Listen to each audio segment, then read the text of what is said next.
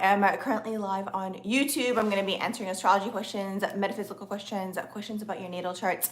So if you guys have any questions, feel free to comment below. If you guys would like your own reading, so natal chart reading, synastry reading, progress natal chart reading, the information for all of that is going to be in the description box below.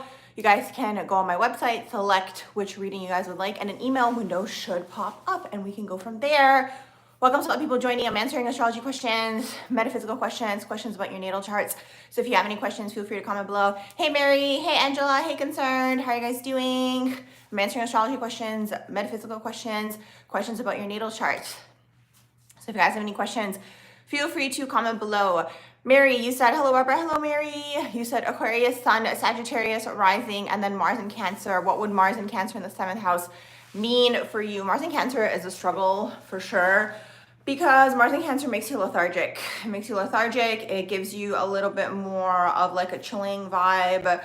I don't really like to use the term lazy because lazy kind of has like a negative connotation to it. And it doesn't mean that you're stuck like this. Do you know what I mean? It's just the energy and you have to learn how to work with it. Because it's like Mars is exalted in Capricorn. Hey, Angelina, how are you? Oh my gosh, what's new? How is everything with you? Did your birthday just pass? I think I remember you were a Scorpio. How are you? So yeah, so that's Mars in Cancer. It's exalted in Capricorn. So when it's in Cancer, it's in its quote unquote fall here. So you have the Aquarius, Sun, Sag, rising, you're looking for freedom, but then the Mars in Cancer is going to make you a little bit more chill, let's say. So it's like you could spend more time dreaming about the freedom, when it's like this or when it's like that, but it's like not actually putting the action forward. So you'll have to train yourself basically with that energy to kind of start going in the direction that you want to go, and it'll feel tiring for you and it'll feel exhausting for you and all these things, because you're going to be going against your natural energy, because Mars in Cancer wants to chill is really what that is, you know? Thanks so much for the likes, you guys. Welcome to all the people joining. I'm answering astrology questions, metaphysical questions, questions about your natal charts. So that's pretty much that with the Mars in Cancer. But it's like, again, when you have like a placement that's in its fall, it's not the end of the world. You just have to look at the oppositional energy, look at how Mars and Capricorn operates, and then learn from them. So if you have something that you want to achieve here, or you have a goal in mind, you'll just have to kind of work a little harder is basically what that is, because the Mars in Cancer, again, makes you lethargic. It makes you chill. It makes you kind of be like, I don't feel like it today. I'm so cozy in my house. Like, that's Mars in Cancer. Hey everyone, how are you guys doing? I'm answering astrology questions, metaphysical questions, and questions about your natal charts. Hey Angela, you wanted to know my thoughts on the girl and the 100 men. I'm kind of speaking between the code, or between the lines here in code. Yes, I have heard. What would you like to know about that? Like from a metaphysical perspective? With her, like, she's a product of the current toxic environment is basically what that is, right? Like, if you ask me, in my own opinion, I think society is hypersexualized. I always say that to you guys. It has gone way off into like something completely like extreme on the other end, and unfortunately she is a product of that, because it's like not only is it hypersexualized, but also now people have the ability to create content. And it's like with the younger generation, what I've noticed with them is like for them everything is a moment to create content. So a lot of them aren't even living in the moment anymore, right? And that's just like the everyday person right now. They're always trying to create content, trying to blow up online, do all these things, and now, add hypersexuality in the mix, and it's just like a recipe for disaster, basically. Oh, good, you're the Energizer Bunny. So you probably have aspects that are positive to your Mars that kind of balance that energy out. The Sag rising, you said Sag rising, will add the energy as well. You wanted to know my thoughts metaphysically. I mean, here's the thing, 100 people, you are creating energetic cords with all of those people. So even if you see the little clip around here, if you see the little clip about her that's going around where she like breaks down and cries, like that was kind of like her realizing what actually took place. It's really like spiritually and energetically, like it's affecting you in a negative way is basically what that is. There's no other way to put it, because it's like you're now corded to all of these people, and then all of the people that they're corded to energetically. So it's like, it's hard to even get a gauge of like the sense of self, because already when you're young, you don't have a strong sense of self, right? For everybody, because like the way that I see it is like the solar plexus lands usually around your Saturn return. So around the time the prefrontal cortex develops.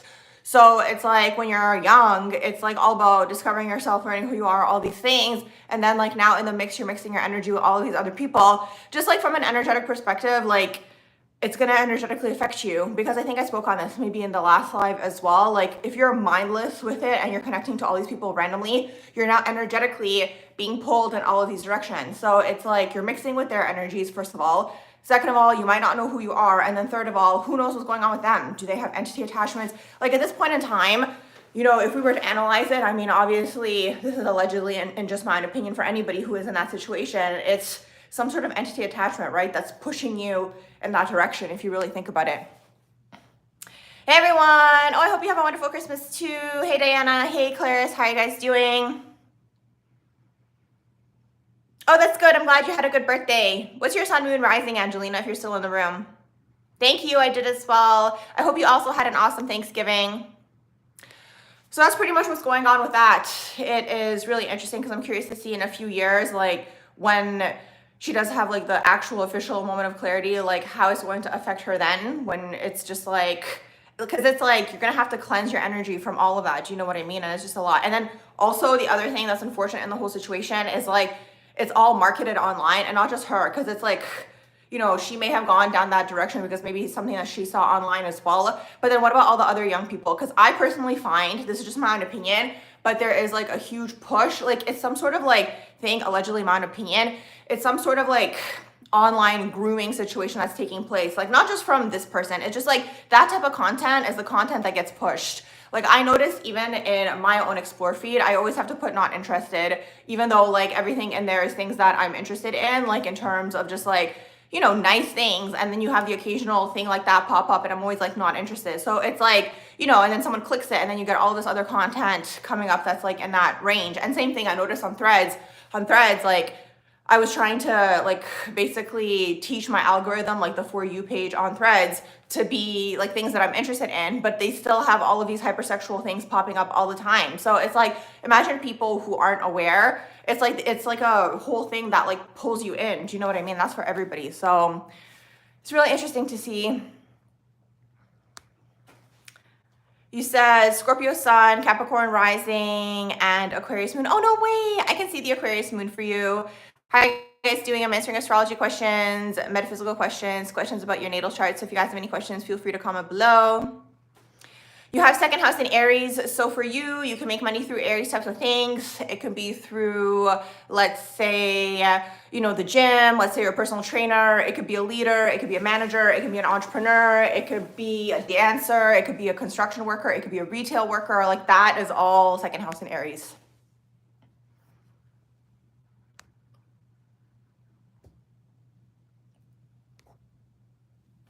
You said, what does it mean to have composite North Node, sextile Pluto, and opposite Chiron? Looking through in a chart, you haven't found what it means. I'd have to look into that for you and get back to you on that one. I hope you guys are well as well. I'm answering astrology questions, metaphysical questions, questions about your natal charts. So if you guys have any questions, feel free to comment below. Hey Sue, how are you guys doing? What would you guys like to know? I'm answering astrology questions, metaphysical questions, questions about your natal chart. So feel free to comment below.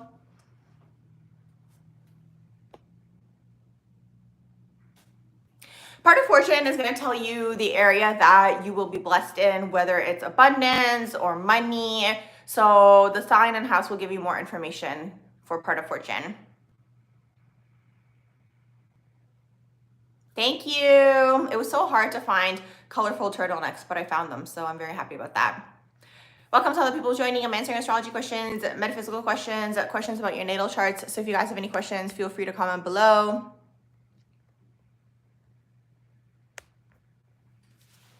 What should we talk about today?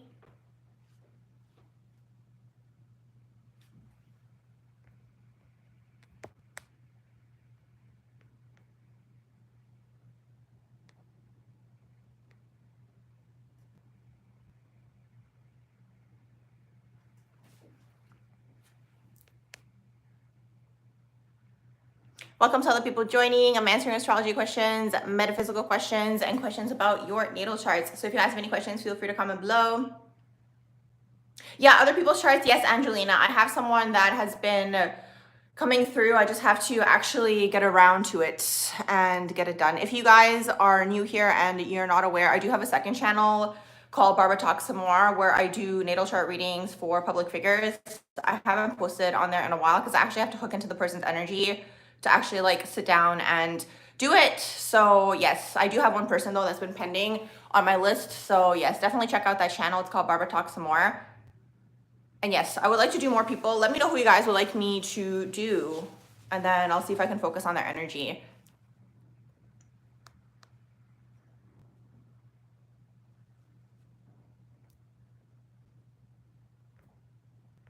What things do you guys want to know about astrology, metaphysics, natal charts? You said auras. How do people intuitively read that? Some people can actually see auras. I had a friend who could see colors around a person, and my friend could also see like colors in certain areas like that had like energies like flowing through them. So that was pretty cool. You can feel into them. Like I can feel into people's energy. So it depends like what type of psychic are you, or how is your psychic ability being expressed, you know? And usually how your psychic ability is being expressed is going to be connected to like what your strongest suit is. You know what I mean? So it's like if you're a feeler, you're going to be clairsentient. If you are someone who thinks a lot, you will be claircognizant. If you're someone who is very sensitive to sound, you'll be clairaudient. If you are someone who is sensitive to smell, you'll be I think that one's clairaugustus, and then clairalience is taste. Or I might be reversing them. Clairalience might be smell, and then clairaugustus could be taste. But still, it depends because it's based off of the 5 senses and then also the crown chakra.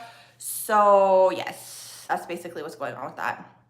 You said, what's my psychic feeling about the world right now? I feel a pending energy right now, personally.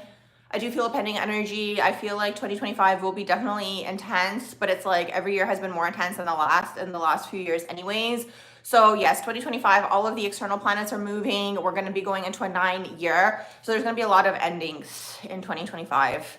And I do see something pending energetically around March too. So yeah, I don't want to speak anything into existence just yet. So hopefully that doesn't take place. But yes, definitely very intense. Like this last quarter of the year has been so energetically intense ever since Pluto went back into Capricorn, and then we had all the retrogrades, and then we had Mercury retrograde, and we're still in the Mercury retrograde shadow. Just today, I felt the energy kind of lift. But I feel like also like the more that people find out about the energies that are happening in the world, they're also kind of feeding into it at the same time. So that's why it's like kind of tricky. So it's like, I feel like as more people know about Mercury retrograde, like literally you have like, you know, like popular news channels or just like, you know, like pop culture channels, like saying, oh, Mercury's retrograde, Mercury's gone direct now. So like people are feeding into it. So because people feed into it, it's making it stronger, if that makes sense. Because usually when people feed into something, I hate to say this, but most people, like, because when they are unaware, and this is all of us when we are unaware, you feed into things with fear is really what that is.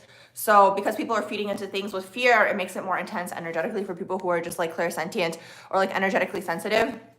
Oh, no way, you feel that too. Okay, confirmation. And then you said, so weird, you saw 999 yesterday. There you go, confirmation. Oh my gosh, Esperanza, hey, I was wondering where you were. Oh my gosh, I'm so happy you're here. How are you guys? Astrology questions, metaphysical questions, and questions about your natal charts. So if you guys have any questions, feel free to comment below. Yeah, it's tailored to all of the senses, basically. So it's like if you're sensitive to smell, you'll be clairalient. If you're sensitive to taste, you'll have clairaugustus.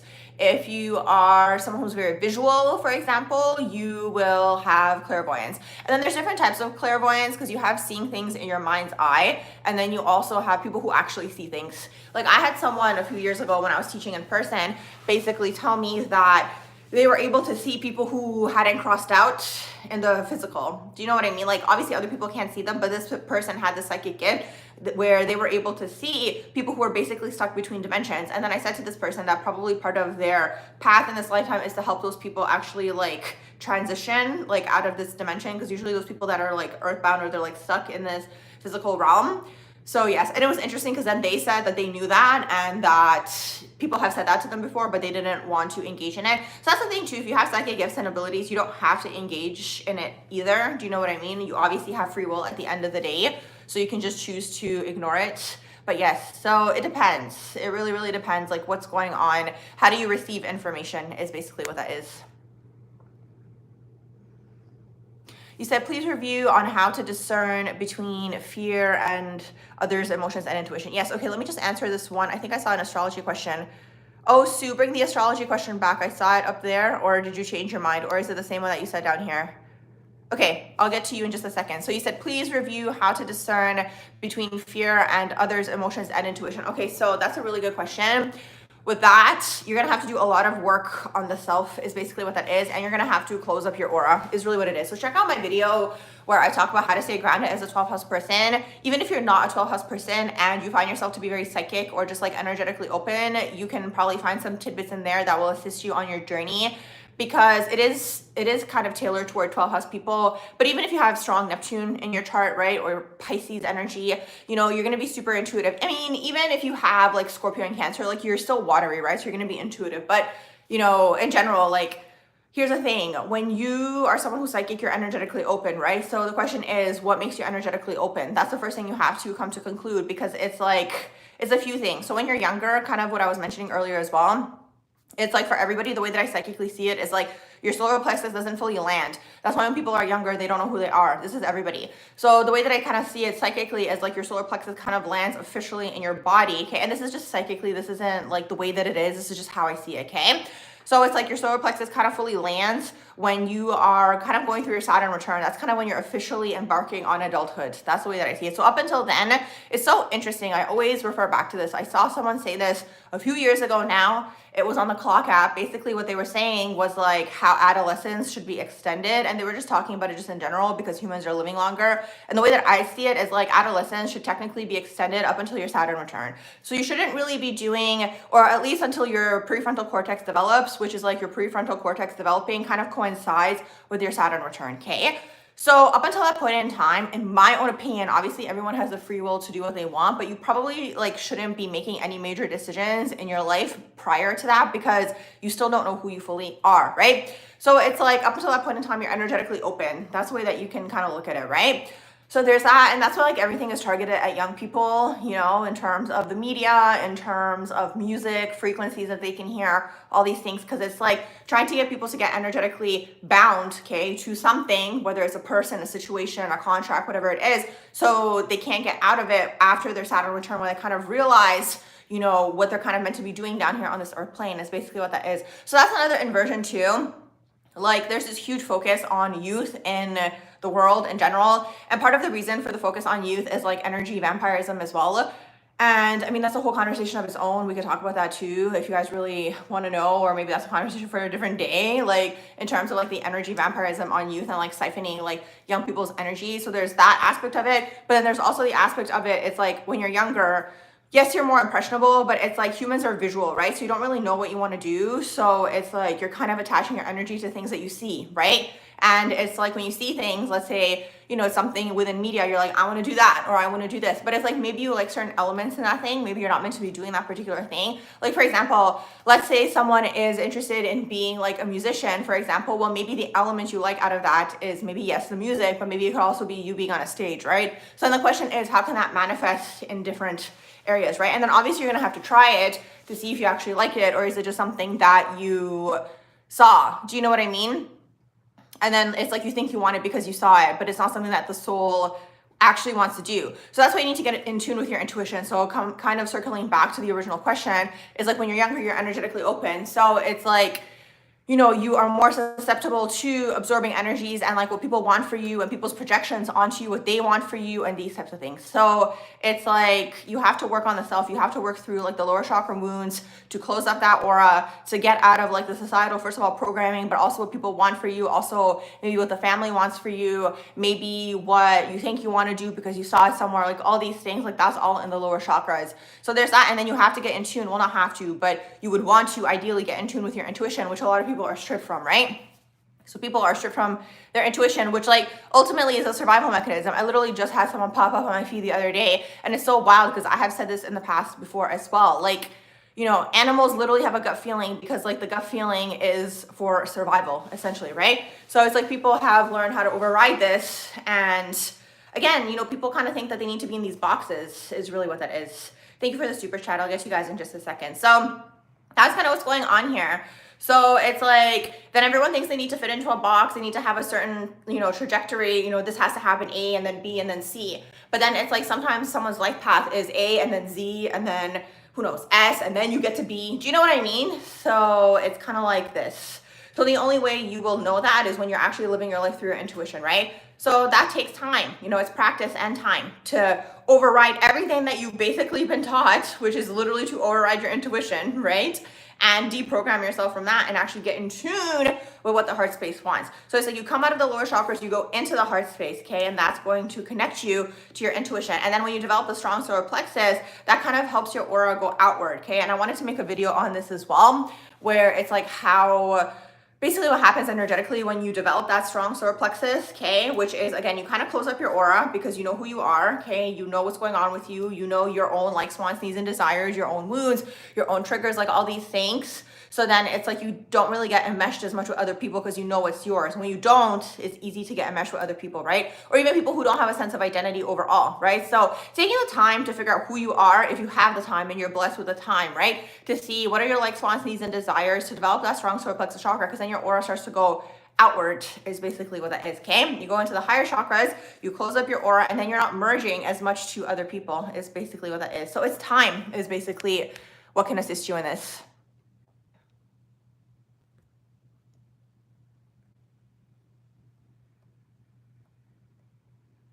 Okay, let me just go up here. Okay, let me answer your question, Michaela, and then I'll go back up. You said, what are my thoughts on Saturn and Cancer in the third house? Okay, so that's the area that you guys get restricted in, okay, usually by the dominant masculine role in your life. It's going to be the father typically when you're young. If it's not the father, again, dominant masculine role in your life. And then it's going to perpetuate throughout your life. It'll be your teachers, it'll be your managers, it'll be anyone who is in that authoritative position above you, okay?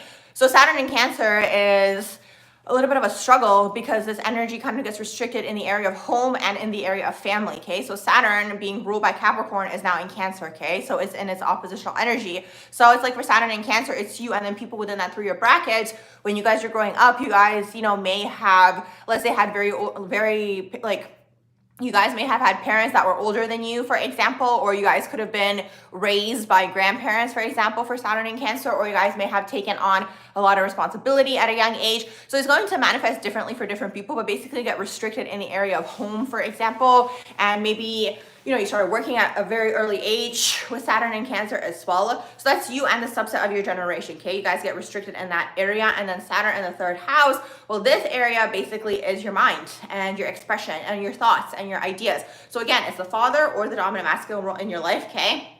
If the roles are reversed, you will look at that person and then it'll be your teachers, it'll be your managers, and so on and so forth. They restrict you in the area of the mind. You could have even struggled, let's say, in school with that energy as well. And also they restrict you in the area of self-expression, okay? With the third house, Saturn as well. Hey, how are you guys doing? I'm answering astrology questions, metaphysical questions, questions about your natal charts. If you guys have any questions, feel free to comment below.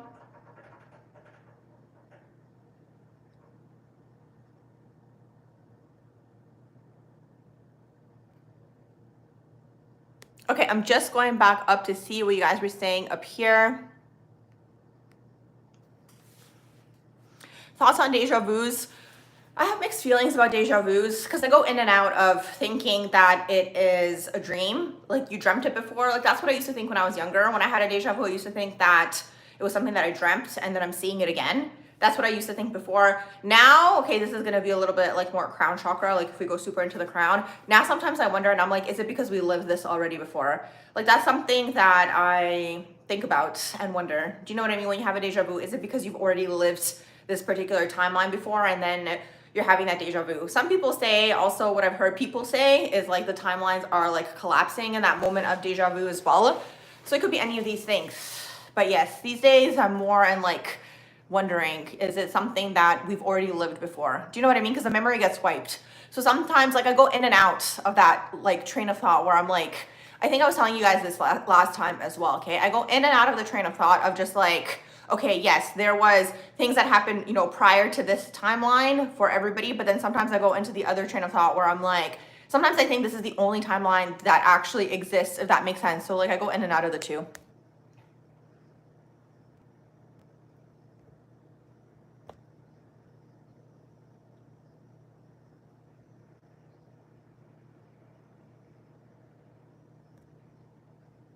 No, I don't do any deity type of things. You don't know what you're actually connecting to with that. Oh, good. You've gotten better at mastering it. That's awesome.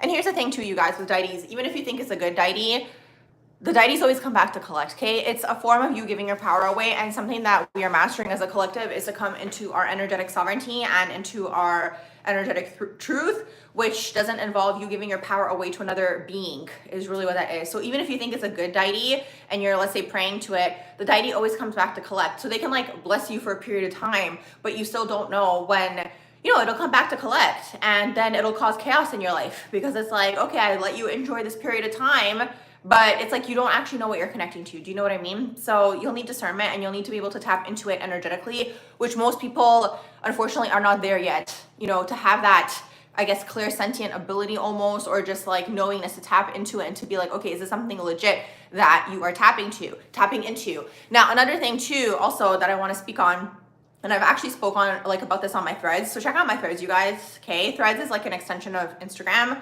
kind of like a Twitter for Instagram, I guess you can say. So it's BARBARAJSC. And basically what I was saying in the threads was like, okay, so like there were certain religious practices which were like actually rituals, if you think about it, okay? In all religions, okay? So in all of the religions, you have some sort of rituals, right? So it's like, you know, for a period of time, while the collective consciousness was like maybe here, you know, these practices could have been here, which would have brought people up, right? Would have brought people to that frequency and would have helped them elevate, right? But now we're kind of elevating above this. So the thing is, when you elevate above the frequency, and this is just my own opinion, just from what I've observed, okay, and you are trying to connect with that thing that maybe worked for a certain period of time, but we're not in that timeline anymore, or we're not on that frequency anymore, like whatever way, shape, or form you want to look at it, it actually energetically pulls you down, okay? So it's like if you're trying to tap into something, whether it is a ritual or a magic or whatever, okay, deity or whatever it is, and it's not pertaining to the current time that we're living in, and it's now below, okay, in terms of frequency, it's not where you're at anymore, it turns into an energetic inversion, and it can actually turn into black magic in one way, shape, or form, okay? I hope that makes sense. That would have to be a longer video, but that's kind of like the gist of it, okay? Thank you, Esperanza.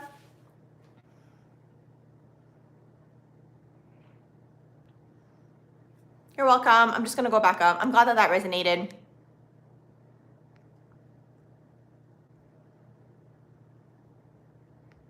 Okay, I'm just going back up.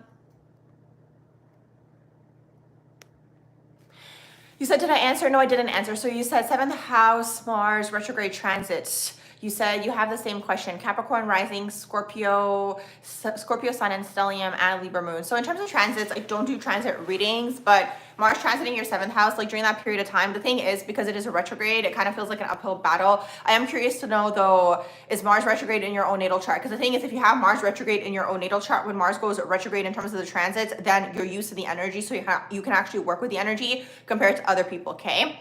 Who maybe don't have Mars retrograde. So that's the first question. Now, in terms of Mars transiting the 7th house, that's the house of relationships, okay? Relationships, interpersonal relationships, whether it's romantic relationships, business partnerships. So it's like during this period of time, you could feel very motivated by your relationships, okay? But also Mars in the 7th, it's like during this period of time, you might kind of take like a step back, maybe even from your goals or your ambitions because of a relationship, for example, or maybe because you're wondering what somebody else's opinion is, you know what I mean? Or like kind of going into like that codependent type of vibe. So it depends like what's going on with you as well. And also the rest of the transits in your natal chart. Because the thing is with transits, sometimes there is, you know, other things that are canceling it out, right? So that's the overall idea, but that's something we'd have to look at like overall to see what's going on in there.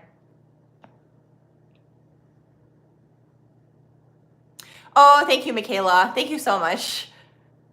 You said basically an inversion of energy. Yes, it turns into an inversion. That's for everything. That's for everything that you are no longer a vibrational match for, okay? It'll pull you down energetically. So even these days, like I know a lot of the new age is blowing up right now with the internet as well, but there's some things within the new age that, again, first of all, don't pertain to the time, and it depends, because if you yourself transcend the frequency of that thing, it's pulling you down energetically, okay? And it's going to be opening up, you know, portals, essentially is what that is. People don't understand that. BRB, you guys. Okay, I'm back. Thank you guys. Thank you. Oh my gosh, it took me so long to find, colorful turtlenecks because everything is just like death colors. Honestly, whatever works for you guys. I'm just going back up. You're welcome. Just wondering about the rising versus the sun versus the moon signs. Is there a hierarchy? No, there's no hierarchy. You said for this new Pluto season, the age of Aquarius. It's not the age of Aquarius. I wrote about that on my threads too. Actually, a lot of people are conflating Pluto and Aquarius with the age of Aquarius. We're not actually in the age of Aquarius just yet. Okay, Pluto and Aquarius is different than the age of Aquarius. The age of Aquarius is the overall age. We've been in the age of Pisces up until this point in time. We're going to be moving into the age of Aquarius, okay? Pluto being in Aquarius is Pluto, right? So age of Aquarius is separate from Pluto and Aquarius. Age is like the overall age that we are all living in, okay? Pluto is the planet Pluto, okay? So Pluto being in Aquarius, it depends where you have Aquarius in your chart, okay? So you want to see what house you have Aquarius in, because Pluto is going to be going through that house basically, and that's where you're going to be going through change, transformation during this Pluto and Aquarius transit, okay? Now, in terms of the sun, rising, and moon, yes, there is no hierarchy. What else would you like to know about the sun, rising, and moon? The rising sign is your physical appearance. It's also the direction that you're heading in this lifetime, okay? The rising. And then the sun is your ego, is your identity. It'll tell you about the relationship with the father and masculines in your life and the masculine energy that you're pulling through. And then the moon will be the relationship with the mother, okay? Or that dominant feminine role in your life. If the roles are reversed, you would look at that person. And then also the feminines that you are pulling through in this current life, in this current physical reality, okay? So if you want to know what kinds of masculines you're pulling through, you're going to look at the sun energy and the aspects of the sun. Same thing with Mars energy and the Mars aspects as well. And then also Saturn, actually, okay? That's all going to tell you about the types of masculines you are pulling through, okay? People who operate out of that masculine energy. For feminines, you're going to look at moon and you're going to look at Venus, and then aspects to the moon and aspects to Venus as well. It's going to tell you what kinds of energies are you pulling through. You said, okay, I literally was wondering if Aquarius was your rising when I first read that. Yes, exactly. So Aquarius rising is going to be transiting your first house. So during this period of time, you're going to be going through a lot of transformations of the self is basically what that is. And you could also be very attractive to people during this period of time, okay, with Pluto transiting your first house. But basically, you're going to go through a huge change of the self, whether it's like personality traits, whether it's in terms of your physical appearance, whether it is just like, again, transformation of the self. That's Pluto in the first house, okay, or Pluto transiting the first house, but also people who have Pluto in their first house as well. I have a video on here for Pluto in the first house, for the natal Pluto in the first house, but you guys can check out those videos as well and apply it to the transits as well, okay? So whatever I'm saying in terms of it being like for the natal placement, you can apply it for your transit as well, okay? So that's basically something you guys can look into if you're interested in that.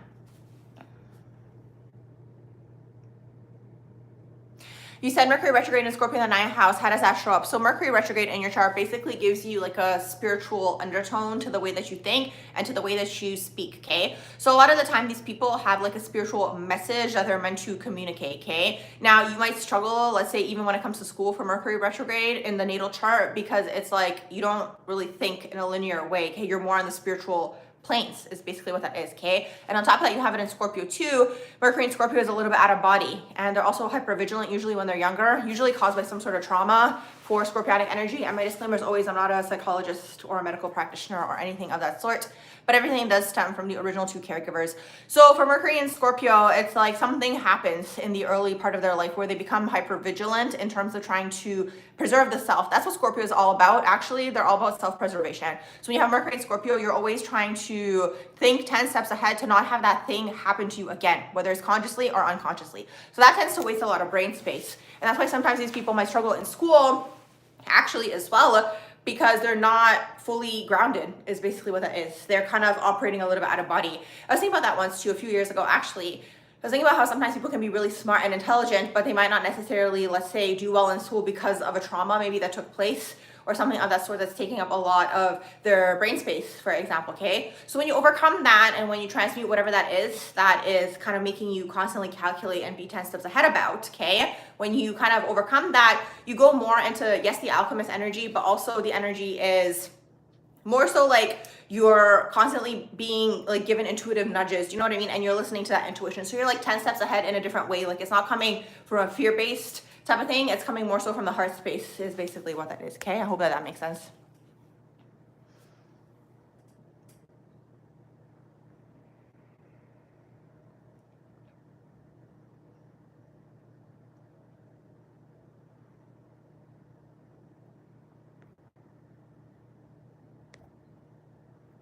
Thanks, you guys. Yes, make sure you guys double tap the video if you guys would like to like the video, of course. You guys can double tap the screen. That's only while the video is live. If you guys are watching the live replay, you guys can always just like the video just like you would like any other regular video. Thank you, Michaela. Thanks, you guys. You guys are so awesome.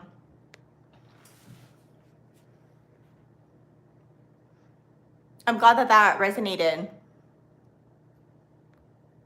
Yeah, Saturn in Cancer can also struggle with responsibility, for example. So you can check out the Saturn in the 4th house video. Obviously, it's not going to be the same because the house always affects you more than the actual sign in terms of the generational planets. But maybe certain things could potentially resonate with you in that particular case. So for Saturn in Cancer as well, like sometimes these people get a lot of responsibility placed upon them at a young age. So what do I mean by this? Maybe they had to take care of their siblings. Maybe they were the oldest sibling, for example. Who knows? Maybe you're an only child and maybe you had to work in the family business, like whatever it is, something of the sort. It's also like kind of like being parentified as well, okay? If that resonates, check out that term. It might resonate with you as well. So that's kind of what happens for this energy. And then it's like later on in life, the way that I kind of see it is like you get energetically burnt out from taking on all this responsibility from a young age. So then when it comes time to be an adult, right, or that time comes, it's like you don't want to take on more responsibility because you had to take on so much when you were younger, right? So it's just like when you're maybe trying to, let's say, get a promotion or maybe trying to, you know, upgrade, right? Maybe in your career or whatever, in life in general, you kind of find yourself energetically stuck in a way, right? Because it's this whole relationship with responsibility. Because it's like, let's say you do want a promotion, for example, just like a random example, because I guess everybody can relate to that. You know, like let's say you want a promotion or anything of that sort, right? Let's say you want more money. Well, if you want more money, well, then you have to take on more responsibility, right? So that energy might not necessarily want more responsibility. So unconsciously, you could be sabotaging that because of the fact that you had to take on so much responsibility at a young age. So within yourself, you're going to have to rectify the relationship with responsibility, okay? Just from what I've noticed.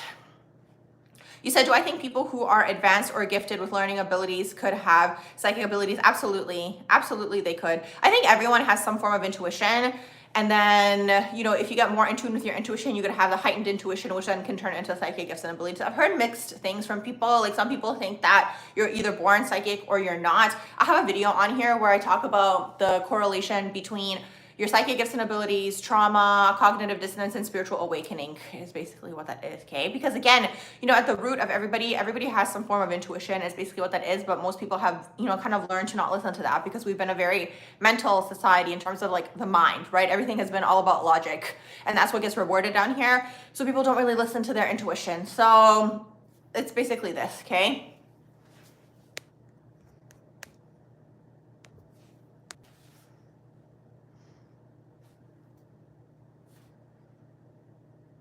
You said you low-key don't, but you still will. Thank you, Frosty Cupcake. I think I'm okay for now. You said, funny story regarding intuition. We correctly assert the feminine energies are not rewarded on this earth plane. Exactly. But interestingly, your intuition helps you do extremely well in the competitive field. Exactly. This was in part because you could read exactly other people's minds and energies. So that's the thing. And that's like a way that that energy kind of learns to cope down here is basically what that is. Okay. Or like function down here on this earth plane because it's a survival thing at the end of the day, right? The earth plane is the way that it is up until this point in time. It's been shadow masculine in terms of energy, right? So it's so interesting. I was just saying this to someone today. Like, for example, okay, you know, let's say you're going to a job interview and you are more intuitive, you'll know what to say to that person to get the job. Or let's say you're a salesperson, you will know how to read the person and their energy to make that sale is basically what that is. So you can use it in that way, absolutely. But when I talk about feminine energy fields, I'm talking about more so like psychic work and these types of things, okay? Or like energy work, like those types of like energetic things that like the energy is ultimately there for, right? To transmute energy. Like those things aren't things, you know what I mean, that are rewarded necessarily down here, but are constantly happening, right? You have people out here who are constantly transmuting energy. Like you will see, right? People who are a little bit more elevated energetically or just have a healing aura, like especially this is like 12th house people too, sometimes maybe even Scorpio energy too, but it's like you'll see that as soon as there is some sort of chaotic situation somewhere, the person is kind of energetically sent to be there. Do you know what I mean? So like let's say it is, you know, you're in a coffee shop and like an argument just ended or whatever, or a fight just ended, you happen to walk through that. Do you know what I mean? Because your energy is breaking up that dark energy. Do you know what I mean? It's kind of like a bigger game of chess, I guess you can say. Wherever there's darkness, then also the light energy kind of gets placed there as well to balance the dark energy. I hope that that makes sense. So it's this. So you'll see whenever there's something chaotic, you might walk into that because you're kind of balancing energetically what's actually taking place there. So this is what I mean, like the energy work and the energy balancing for feminine energy is happening all the time is basically what it is. You know what I mean? Even when you're sitting down and you're listening to someone, for example, that's you transmuting, So it's things like this that nobody really thinks about that are things that are actually happening. And like in terms of energy, like sometimes, again, if there's not like an equal energy exchange, you'll feel drained, right? So it's just this, it's just the way that it is down here. You guys are so funny in the messages at the bottom here.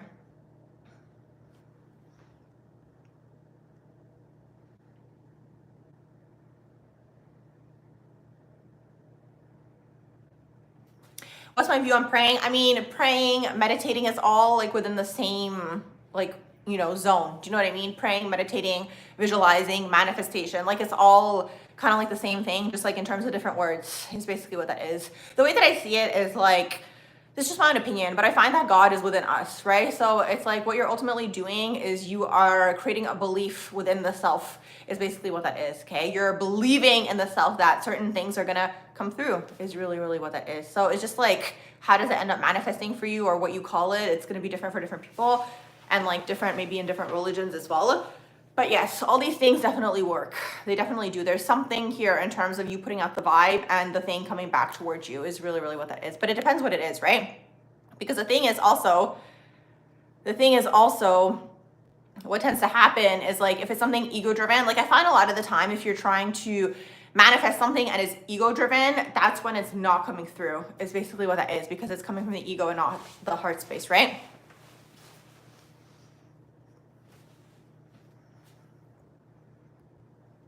You say you have a 12th house stellium, Sun, Pluto, and Saturn. Oh, wow. You even have Saturn in the 12th house as well. You're probably gifted in terms of writing. Yay, I'm so glad that that resonated. Sue, we are on the same page. What do I think about energy amplifiers? Your friend perceives he does this. I mean, some people have really strong energy and other people don't like feel this is basically what that is. Because again, people aren't in tune with themselves. And this is what I mean. If you were like able to get in tune with yourself, you'll be able to pick up on other people's energies as well. So some people on their own just have very strong energy and they're pulling things toward them because of their energy. You'll see this within Scorpio energy actually, okay? Because that obsession energy, because obsession is just like so strong, right? So it's like constantly pulling something toward it is basically what that is. So if you're still in the room, Azafar, let me know more information on this. Like what does your friend do that like your friend perceives as the energy amplifier? I'm curious to know. Okay, I'm just going back up to see what you guys were saying up here. You said you feel like everyone does have intuition that can grow into being psychic. That's what I used to believe on. Like I used to believe in that back in the day too. Just practice your intuition and do the work on, work on your trauma. That's exactly what it is. That's what I believe that all of the religious scriptures we're trying to teach people. If you're able to read them, not through a shadow masculine lens and not through a material lens, because everything is kind of understood as literally in a lot of these spiritual scriptures. And if you're able to find the origins of the scriptures, okay? So in terms of like the theological texts, like the ones that are kind of existing out there in the world right now, like are very shadow masculine, and a lot of things have been taken out of those scriptures, right? So if you're able to kind of find the root of them all, and I used to actually still have it on here, book recommendations in terms of kind of trying to get to the root of these texts, for example. And there's so many more that I want to find and I want to read, and some, you have to learn other languages for, right? But anyways, so in general, basically, what they're trying to teach people is to get in tune with themselves and the path to enlightenment. That's the way that I see it, okay? They're trying to teach people to cleanse their bodies and cleanse their spirits and cleanse their energy to kind of elevate in terms of coming out of the lower chakra wounds. Now, they're going to have different names for it, right? They might call it something else. And it's interesting because I find that a lot of people who do grow up in religious households have a lot of shame connected to them because of the religious programming. But it's because you have to reach a certain level of like energetic initiation to actually see it from a metaphysical lens. I hope that makes sense, right? So if you're trying to perceive something from the, again, material lens or the shadow masculine lens, you're not going to understand it. Do you know what I mean?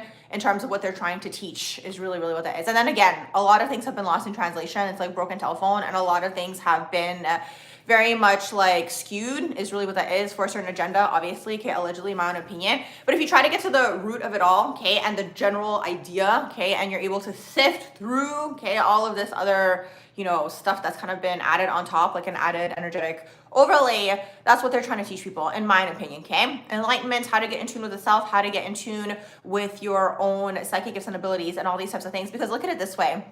Some of these, like, you know, scriptures talk about how music has dark energies coming through it. Do you know what I mean? And that's just so fascinating to me because I'm like, how did they know that back in the day? So that's another one of those things that I go in and out of where I'm kind of like, okay, so either these people were that advanced back in the day that they knew this, or there's a time travel element that takes place where it's like people from the current day, you know, went back and wrote it then, but it's actually from the current, like, it's like a time traveling thing. I don't know. I don't want to take you guys too much into the crown chakra, but like, I kind of think about it that way sometimes too. So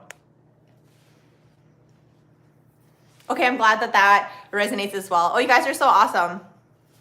Exactly, reading things too literally, that's what people go wrong. It applies to astrology, absolutely everything, all of it. You said having a Scorpio stellium. Yay, I'm so glad that that resonates. I personally don't prescribe to any specific religion. I take what I like out of all of them, is really what that is. You said, oh, thank you. Oh my gosh, as friends, I'm gonna screenshot that as well. Well, here's the thing. There must be a synastry between my charts and your guys' charts. Do you know what I mean? For all of us to resonate. Like, your vibe attracts your chart, right? So there's a reason that we all resonate in terms of the way that we think, right? So it's just that is really, really what that is. We're all on the same page. Exactly. A lot of you guys are saying you have to read between the lines. You exactly have to do that. Read between the lines. Oh my gosh, Yuban, how are you? How is everything?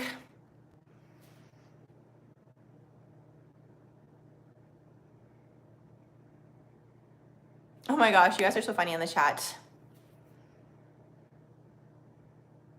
You said when you go out, your energy, his energy, the waiters change around us, all start feeling extra happy. Okay, here's the thing. This is what's interesting. It's interesting that you mentioned that. Okay, I'm taking you guys into the crown chakra today because this is another thing that I think about as well. And probably your friend could be maybe a little bit more advanced as well, because there's something going on here. It literally is like your thoughts create your reality, right? But it's like they start to create your reality when you come out of the lower chakra wounds and you are not kind of doing things for ego-driven reasons and these types of things. I hope that makes sense.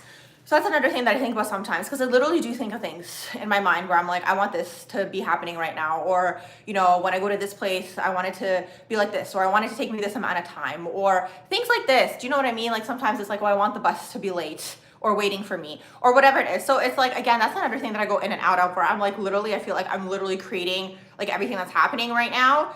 Like, it's interesting that you mentioned that about your friend as well, okay? Is basically what that is. So that's probably what's going on. So your friend is probably someone who's a little bit more advanced. But the thing is, at the same time, I find that you can only get there when, again, you come out of the lower chakra wounds. So you're not trying to create things out of shadow reasons. I hope that makes sense. So whether that is something egoic, ego-driven, that's when it's not going to be working out for you. Like when you're trying to do something for an ego-driven reason, it's not going to work out for you. Or if you do get that thing, you will see that it's like either an empty type of feeling, or it could be chaotic, or whatever it is. Okay, so that's how you can kind of learn to discern between the energies.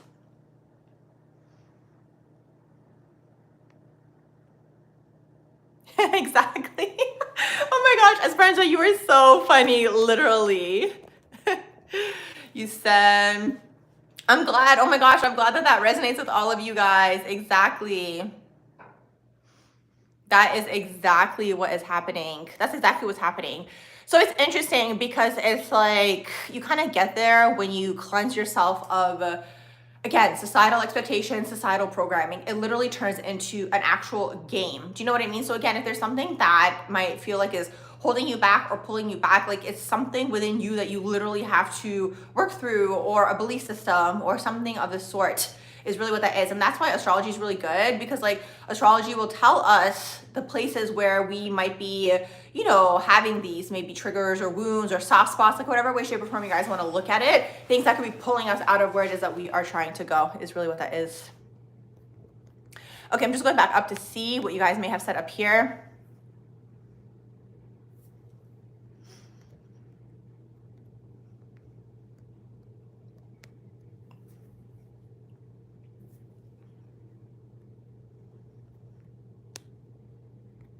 I'm just going way back up. Where was I up here?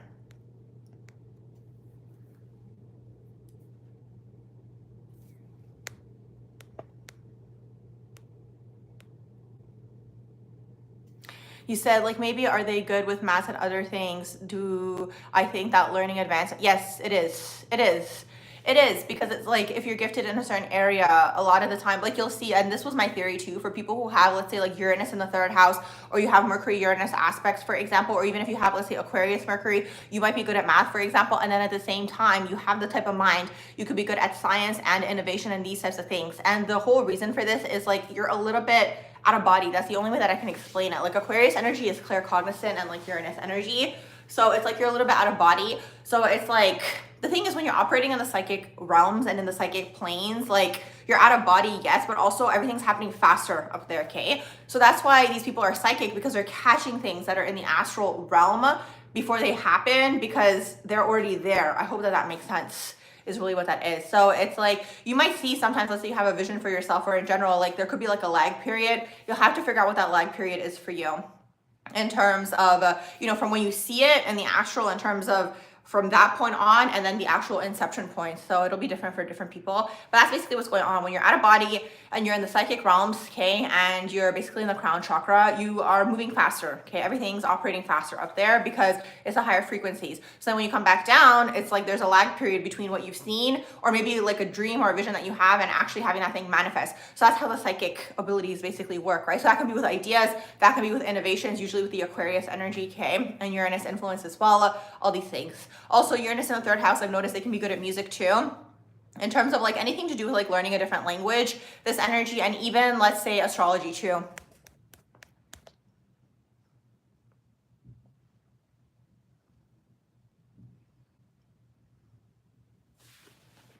Hey James, you said, do I think people with personal planets aspecting Uranus, Neptune, Pluto are more naturally psychic? Yes, you are. You've heard this. It's so interesting. I didn't even see what you said, and I was already answering that for somebody earlier as well. Yes, exactly. And then you said you heard this case, especially with the sun, moon, especially with the moon. Moon, Neptune aspects are going to be very, very psychic. Even if you have Mercury, Uranus, Mercury, Neptune, Mercury, Pluto, yes, these energies are all psychically inclined in one way, shape, or form. And basically, I'm not sure if you were in the room or if you just entered the room, but the way that I was explaining it is you're a little bit out of body, okay? So because you're out of body, you're operating faster, okay, in those realms. And because it's faster, you're catching or like hooking into things that haven't happened yet. That's kind of how psychic gifts and abilities basically work, okay? So it depends how it manifests. Like Uranus can be inventions, innovations, science, technology, all these things. Neptune can be art, creativity, just like psychic gifts and abilities overall. And then Pluto is just always playing chess, not checkers, basically. As long as Pluto, the thing is, the biggest struggle for Pluto, what they're meant to kind of overcome is the ego and the need to control, and then they access the psychic gifts and abilities, basically, okay?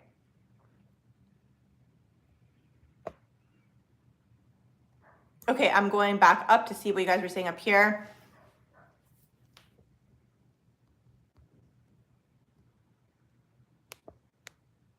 You said he's a Pluto and Scorpio in the 4th house, and you think 12th house telling him. That's exactly what it is. People who have Scorpio energy, even 12th house energy, like a lot of the time, these individuals could have been spiritual practitioners in a previous lifetime, or they could have mastered already like the occult world if it's like Pluto or like Scorpio energy. 12th house could just be energy work, energy healing. Like that's the thing, you already incarnate into this plane, seeing through the veil is basically what that is, which is so interesting. I was just thinking about this the other day, and I was like, is it a blessing or is it a curse? Is basically what that is. Because it's like you incarnate into this physical realm, seeing through people is basically what that is from day one. Do you know what I mean? So again, we could talk about that all day, but that's what it is. And a lot of the time it's carried over gifts, especially 12th house is carried over gifts. And a lot of the time 12th house, I find what they're trying to do down here is kind of master the material with the spiritual knowledge and the spiritual wisdom that they have. Exactly. You said this, that is a huge point that is often missed by in this community. Most of our society doesn't resonate with these ideas at all. We are a lot more unique than we realize. That is so true. That's exactly it. Like I literally saw people commenting on someone's post today, just like basically saying, oh, this isn't real and that isn't real. And I just found it so interesting because I'm not in that world at all. So like when I see it, I'm just like, oh yeah, these people exist. I'm like, okay, true. Like these people are like really living in the physical realm and in the physical reality. So it's a blessing to be able to be here, absolutely, and to have you guys as well who are on the same page too, and just to be doing this type of work. But yes, absolutely, you're right. A lot of our society is very much not understanding of what's going on in terms of the metaphysical. They don't even believe in the metaphysical. Like some people on this post were basically saying, but like the whole thing everybody always says is prove it, prove it. And I'm just like, okay, now I'm going to go on a whole tangent, okay? Because my theory, okay, is that a lot of scientific like theories and things that people came to conclude came from either someone doing some kind of psychedelics or something of the sort, okay? Like that's my own belief and my own theory, okay? So it's like you went into the spiritual realms to get these theories and to get these equations and to get all of these formulas. And it's like, now you're saying this is science, but it's like you still went out of body to get it, because this is kind of going back to the whole Uranus thing that we were talking about as well. Like these people are getting these downloads from somewhere is basically what that is, right? Whether they used it or not, like the actual psychedelic aspect of things, maybe they were just like, again, super spiritually connected or whatever it is. It's just like they still got it from the spiritual planes is basically what that is. But like the everyday person doesn't see that, right? Because there's a whole conversation about like, this is science. And then if you're talking about anything metaphysical, they're gonna be like, well, prove that. And then in my mind, I'm like, but the whole like concepts in science are coming from some form of metaphysical thing. Do you know what I mean? So it's just like really interesting to see. I'm so glad that that resonated.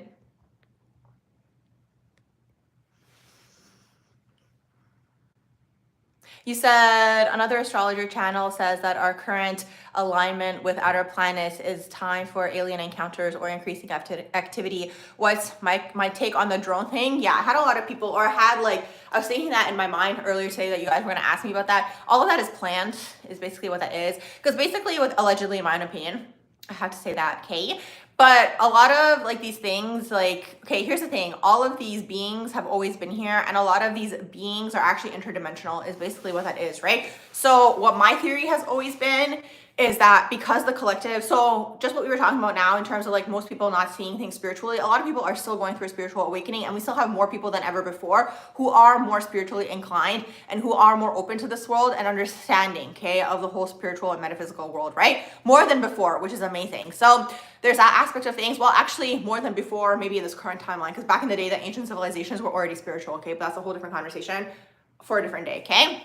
So what I think is that because people are waking up and they're starting to see through the veil, I think that people already were going to start seeing these beings, right? Because of their psychic gifts and abilities coming online, just my own opinion, right? So basically this other group who tries to control everything, allegedly, right? They try to hijack the timeline so they can have a controlled outcome is basically what that is, okay? So that's them hijacking the timeline to have a controlled outcome, because that's something that would have happened anyways, is really what that is, if that makes sense, because of the frequency going higher, okay? And the thing is, like, most people aren't equipped for that. I hope that makes sense, because again, back to what we were saying earlier also, okay, what we were talking about in terms of like people not being spiritually inclined and like not understanding this world at all, right? Like let's say you're not spiritually inclined at all, and then all of a sudden you see something in the physical, right? It's like people aren't spiritually equipped.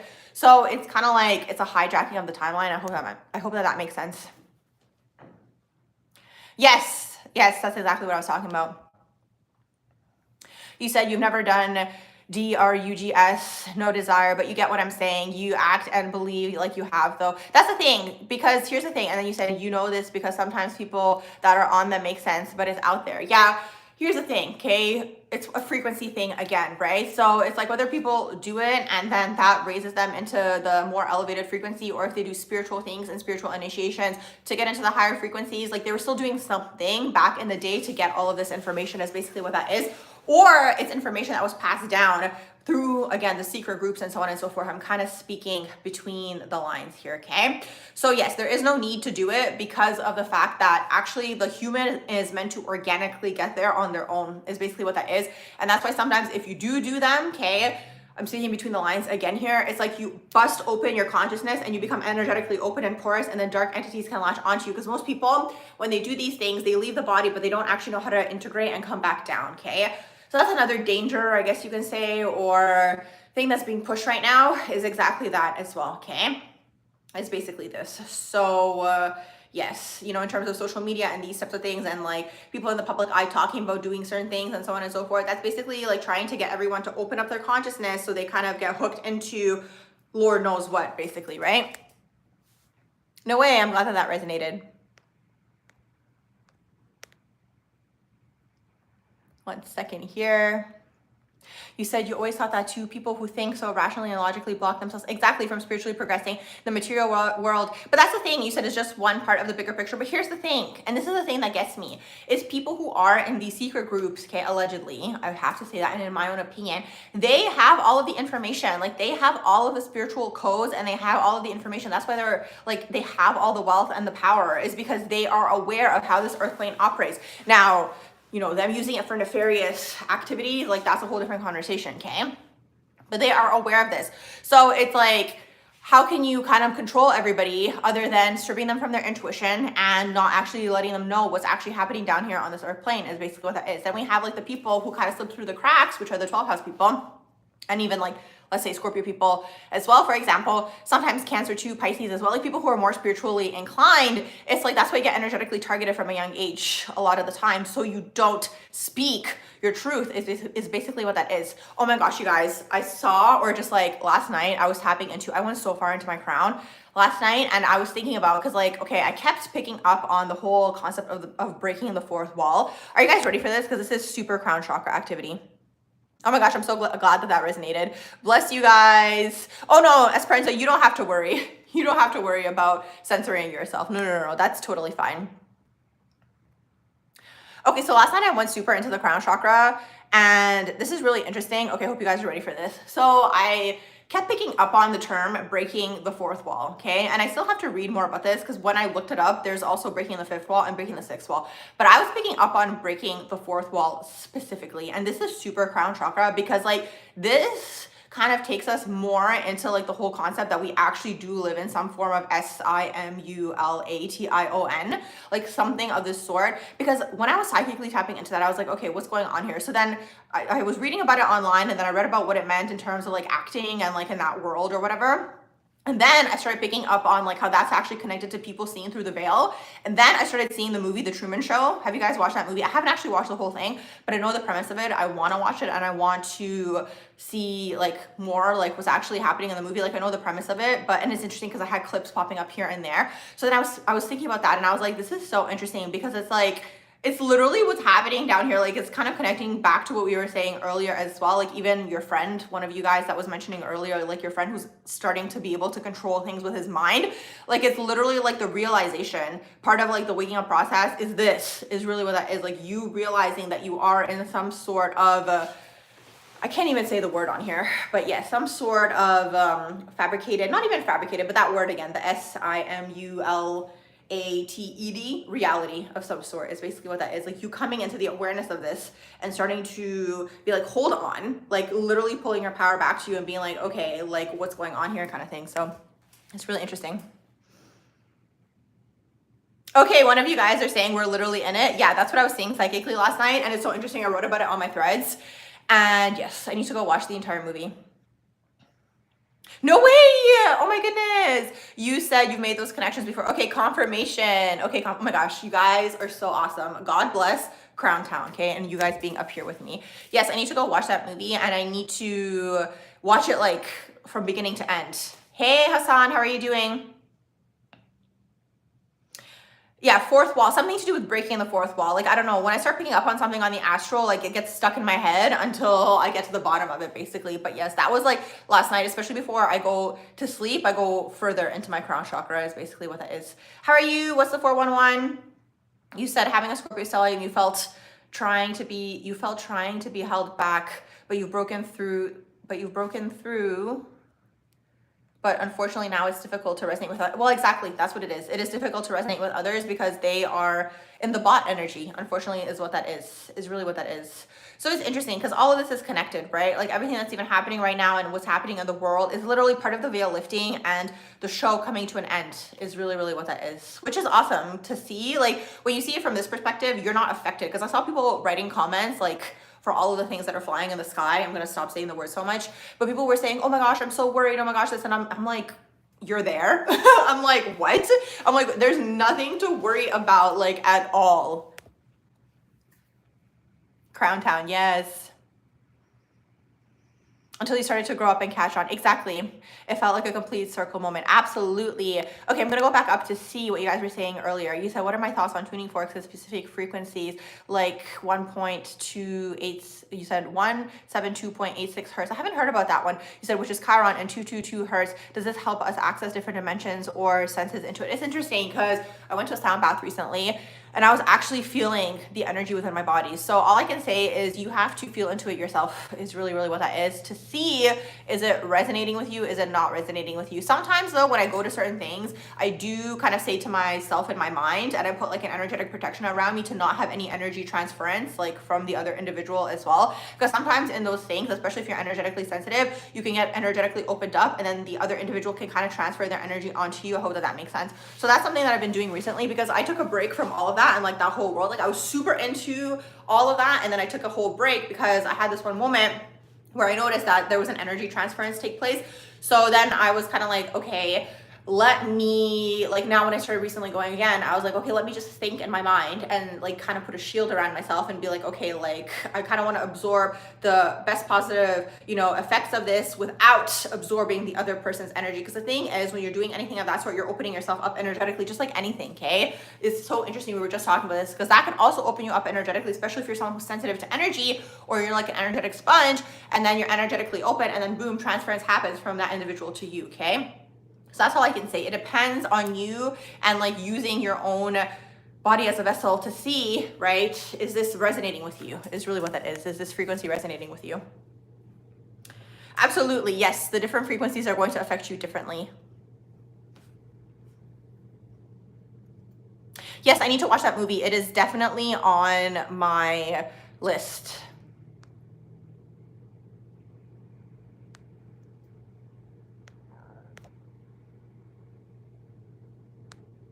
Okay, I'm going back up. Yes, our voices are frequencies too.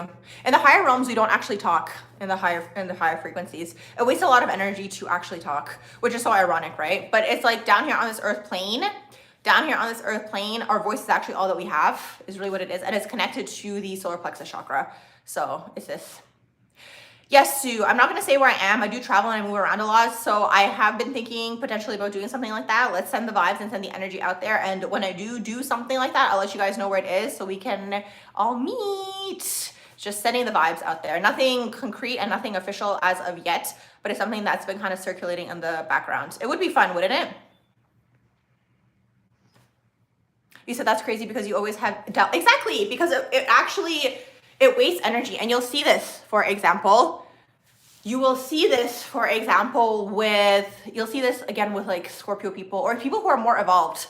Like you'll see this with people, for example, like sometimes you have kids who don't speak for a long period of time. And the way that I see those kids is like these kids are just more evolved is basically what that is, in just my own opinion, right? So like speaking, again, it depends, like what are you speaking, right? Especially when you're more awake and you're not going to engage in small talk. Like stuff like that, like is not gonna flow, which is so interesting. Oh my gosh, it's so interesting. I saw a post and I don't know if this is true or not, but it was somebody who was saying in the comments that like the everyday people, right?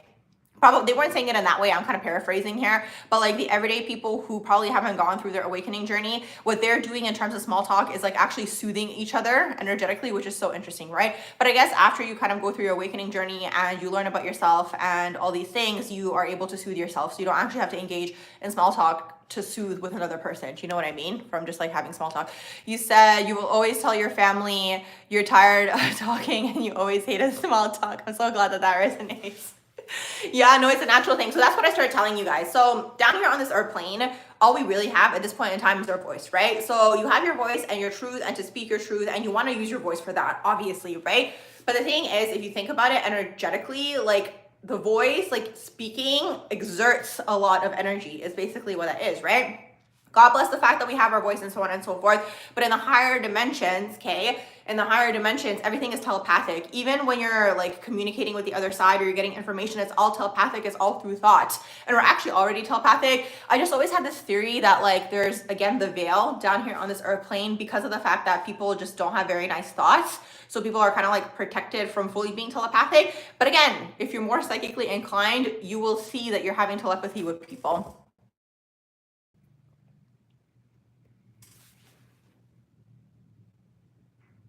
Exactly. That's exactly what it is, because we're in a higher frequency. So when you're in a higher frequency, time goes by faster. And that's another thing that's happening right now down here on this earth plane, is because the earth plane is going into the higher frequencies overall. Because of that, everything's happening faster. So we actually have less time, I find, in my own opinion. And it's really interesting. It's really interesting because you have some theological texts speaking about that, okay? Because I went to this event once. It's just so funny. I went to an event and it was like a networking event with like everyday types of people. And like I like to go to those once in a while to see what's going on like in the everyday types of people like streets. Anyways, of course it wasn't going to be everyday types of people conversations for long, okay? So eventually I found certain people who they were like going more in like the religious direction, but they were like different religions, okay? So I was curious, just being the person that I am, and I was like, okay, well, what does your book say about the end times? And then I was like, okay, well, what does your book say about the end times? So it was really interesting because I noticed, especially in 2024, that the time is actually accelerating and it's faster. Like I first thought to myself and I was like, hold on, am I moving slower or is time going faster? And time is actually going faster because we're in the higher frequencies, right? So time is going by faster, and that's actually one of the quote unquote signs in like both of these individuals' books that they were talking about. And I'm just like, I'm not gonna say which ones they were or whatever, but yeah, so they both kind of had the common ground on that, where they were basically saying that, you know, time is going to speed up and accelerate when we are at the quote unquote END times.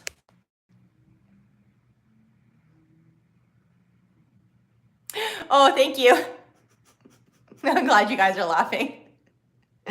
You said you had a friend that you would communicate telepathically in school. That's awesome. What are signs that a person is on an awakening journey or someone on that path? Well, you're probably on one if you're in this chat and you're resonating with all of this, first of all. But if it's an everyday type of person, it's like everything starts to shatter outside of you is really what that is. It's nice because more people are going through it like kind of collectively right now. So people have like energetic support. But if you went through an awakening like years ago, like it was definitely interesting. Let me tell you guys that, okay? My first awakening, because you go through several, right? Because every time you go through an ego death, every time you learn new information, every time you release a belief system that was false, you go through an ego death, right? So you kind of have like the major one is basically what that is, kind of like what puts you on the path. But every time you're upgrading, you're going through some form of ego death, which is another form of awakening, is basically what that is.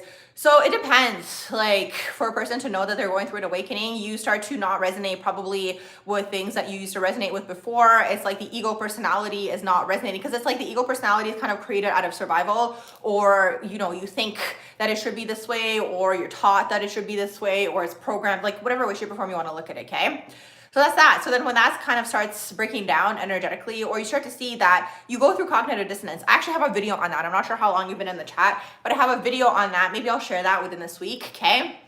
It's in my metaphysical playlist, and it's called The Correlation, or maybe that's the title, but it's something like this, okay? Or maybe it's the relationship, but whatever, okay? So it's the correlation between cognitive dissonance, your psychic gifts and abilities, trauma, and spiritual awakening. So usually you go through a trauma event which causes cognitive dissonance because your external reality isn't matching your internal reality, and then you go through, you know, a spiritual awakening, and then your psychic gifts and abilities come online. That's kind of how it's all connected, right? So it depends at what point in time did you go through this event, right? That's why a lot of people like who had, let's say, trauma early on in life, they're psychic because they were out of body, out of self-preservation to kind of get out of certain situations, right? So that's basically what it is. I'm good. How are you guys?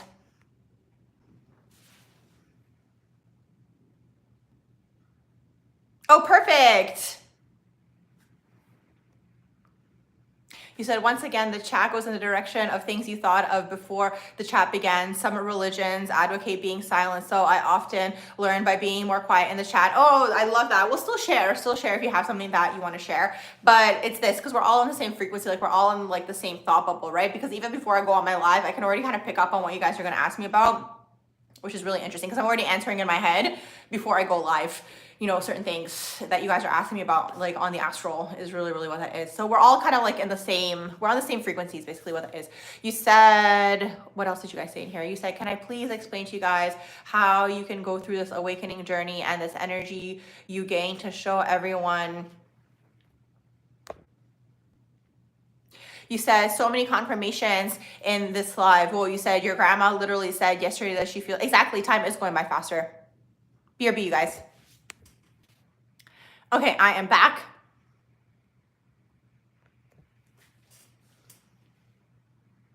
You said then there's a collective consciousness too. Yeah, the collective is just, the collective is going through a collective awakening. Like that is happening, but it's really interesting because it's like, here's the thing, it happens at different times for different people because there's only certain things that people can energetically handle is really what that is. Oh, I'm so glad. Well, thank you for being here, XP. Yes, I will share it on my community tab this week.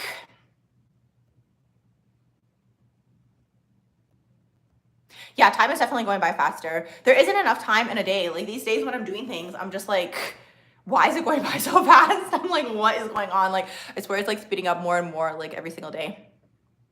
You said your Gemini Mars, which talks a lot, is wasting your energy. Well, it depends what you're talking about. Do you know what I mean? Here's the thing, like you don't have to look at it that way because the thing is we still have to operate down here on this earth plane, right? So it's like the earth plane is the way that it is. So it's like if you have to talk for work or you have to network or you have to meet this person, so on and so forth, like that's what you have to do. Do you know what I mean? You don't have to think of it like, oh, my energy is wasted. But you will see, right? You will see, like if you pay attention, because it's interesting. You have people who do like silent, meditations or like silent retreats and so on and so forth. And it was so interesting, actually.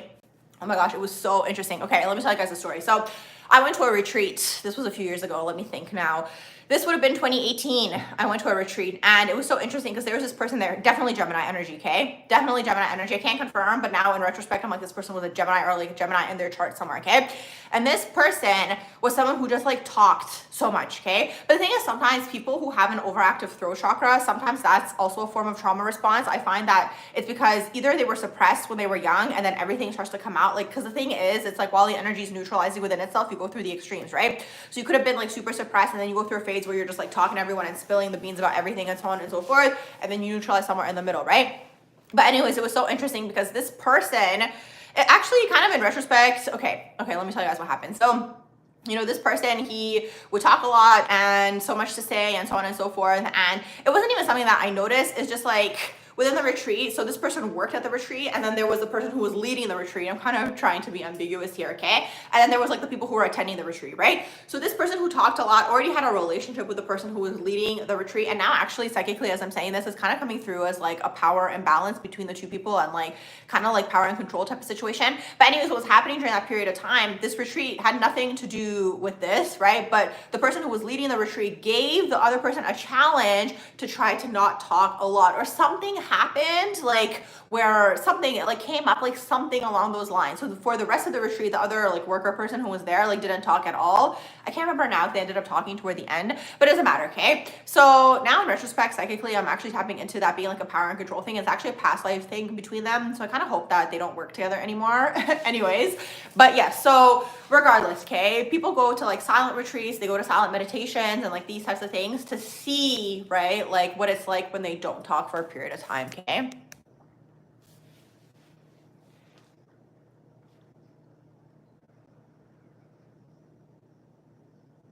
Yeah, it is. It is a trauma response when you talk too much.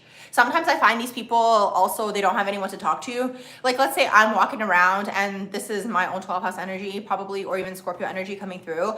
But like everywhere that I go somewhere, whether it's on the bus, whether it is in the store, whether it's at the grocery store, like not always, but a lot of the time, people are going to start talking to me. And then we go from 1 to 100 in like 5 minutes. Like they start telling me their whole life story, all these things. And it could be because of the questions that I ask also, because I am also very curious and like inquisitive. It could be that, but I notice sometimes when people kind of like say everything right away and you just met them, like the impression that I get, at least, it's a person who doesn't have anyone to talk to is basically what that is. Like they don't have someone to talk to. So you said you do the most in your head, nothing like what you said that happens to you too. Yeah, it happens to people who have like a lot of healing energy, spiritual energy, open energy. Yeah, it's usually people who have this energy within them. A lot of you guys are agreeing. Yeah, it's usually these people because there's something about you that's just like open energetically to that person is basically what that is, and then they feel comfortable to speak to you. You said you do the most in your head, nothing like what you actually do. You said yes to retreat talking. Some people you want to get oh my gosh, you guys are so funny. You said, what are my thoughts on sugar and its part in brain chemistry that keeps the illusion going? You notice that when you're not on sugar, the illusion starts to break down. Is sugar? Yes. Sugar is actually really intense because sugar also can induce anxiety, within you. And I noticed now recently I noticed that a lot of food has a lot of sugar in it, okay? That's something that I noticed, and salt, sugar and salt. But you will see, like, if you take a break from it and then you start to eat it again, you will see, like, if you eat out, it's like all sugar is really what that is. And I think part of the sugar being added to the food, in my own opinion, obviously I have to say that, and allegedly, but it's a few things, okay? One of the things is to make the food more addicting, okay? Because the thing is, when you're eating these foods, it lowers your vibration down. It's basically what that is, okay? So your vibration gets lowered and then you get opened up energetically. It's really what it is. That's what everything, you guys, everything comes down to the same thing. It's always an energetic target to try to lower your frequency, to open up your energetic field so things and energies and entities can latch onto you, whether it's through another person, whether it's through your own volition, if you are in some sort of addictive pattern or something of the sort, okay? This is why you have to pay attention, is basically what that is. And that's, I think, also part of the awakening, right? Waking up to what's happening down here, because everything comes back down to like your energy being siphoned and you being bound to people, places, and things and thrown off your path, so you then reincarnate again. That's the way that I see it. That's, to me, the root of everything, and what's happening down here on this earth plane is basically what that is, okay? So yes, to answer your question, absolutely, sugar is really intense, is really what it is, because it's also another thing that's like, the more that you have it, the more that you build up a tolerance, so you don't realize how much you're taking in as well. I'm good. How are you guys? That's exactly what it is, Esperanza. You said horoscope question that you haven't articulated very well in the past. You watch a number of horoscope videos. They don't make sense because of your interception. Yeah, you'd have to see, like, you know, those like general videos that people do. You can look at it for your sign, your moon, or your rising. It depends, right? Because it's like when people are doing predictions, they're basing it on the houses, right? So when you have an interception taking place, you might not resonate. Like, okay, for example, okay, let's say, like in your case, let's say you're a Pisces rising. I don't remember your exact interception, what it was, but let's say you're a Pisces rising, right? So let's say you have Pisces in the first house, and then, you know, you have the second house in Aries, for example, okay? That's what, like let's say like a regular Pisces rising is Pisces in the first, Aries in the second. So like, let's say there's a transit happening in the second house, for example. Like, let's say something is transiting the second house and they're doing a video for that, right? So they're gonna be like, Pisces rising, this is what's happening for you right now, because they're basing it off of the idea that Pisces rising generally is going to have Aries in the second house. And then they're gonna talk about Aries types of things, right? But let's say you have an interception taking place. Let's say you have Pisces in your first house and in your second house, okay? Well, in that particular case, the Pisces rising video isn't going to resonate with you because it's not transiting Aries for you, the second house. Your second house is in Pisces, right? So then in that case, you might resonate, let's say, with the what's before Pisces, Aquarius video, okay? For example, I hope that makes sense. So that's why whenever you guys ask me about transits, I right away ask you, what house do you have that sign in? Because it's going to be different for different people. If you're looking at the Placidus tropical system, you're going to have an interception taking place, right? So not everyone is going to have the same sign occupying that house. That's why those videos might not resonate. It's basically what that is. I hope that makes sense. Oh, is it? I knew that was gonna happen. Oh my gosh, I literally had a feeling as I was giving the example in my head. I was like, I feel like this is probably what the chart is. You said most people use whole, exactly. Most people use whole signs because they go under the assumption that every sign is occupying the house, right? So, and because it's general, right? So those videos aren't going to resonate with everybody. And also, you guys, when you're looking at horoscopes and transits, you want to see what else is going on, because sometimes you have an energy that's canceling something out. You want to see, do you have a retrograde energy going on? Like, for example, Mercury retrograde. If you have Mercury retrograde in your chart, the energy is in your favor. Do you know what I mean? So it's a good time for you to communicate when otherwise you could struggle with communication, okay? So it's this. It's exactly this. Okay, 1 second. Let me just go back up because I saw you guys were asking something up here. You said, can I please talk about natal Lilith, 12th house Cancer, any strengths and weaknesses? So do you have Lilith in the 12th house and in Cancer? Can you confirm, Camille? If you're still in the room. Weaknesses, having a Cancer, Lilith, and 12th house. Let me know. You said your interceptions have you reading the, exactly. So you always want to check the other signs too to see what exactly resonates with you, whether it's, let's say, Pisces rising or Aquarius rising or whatever. Okay, so you have Lilith in the 12th house and in Cancer. So Lilith is your shadow side, is going to be your dark side, okay? So when you have Lilith in Cancer and it's in the 12th house, that's a lot of shadows that you're going to have to work through, because also I'm curious to know, does Cancer occupy your 12th house overall? I'm curious to know. Because if Cancer occupies your 12th house overall, then you have certain shadow traits that are connected to Cancer overall that you have to transmute. So what are Cancerian shadow traits? Fear of abandonment, nurturing everybody too much to the point where it's like they're not focusing on themselves. Okay, so you have Cancer in the 12th house overall, okay?